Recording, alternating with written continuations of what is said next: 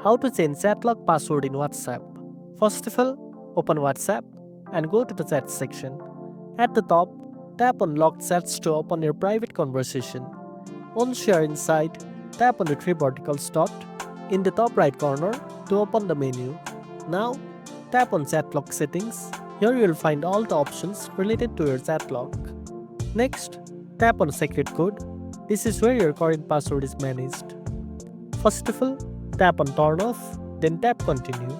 This will remove the current password so that you can set a new one. After it's turned off, you will be brought back to the same screen.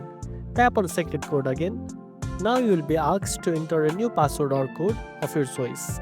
After entering it, you will need to re-enter the same code to confirm.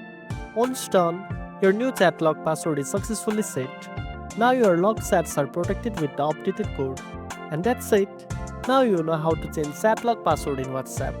If you found this video helpful, don't forget to like, share and subscribe for more tech tips.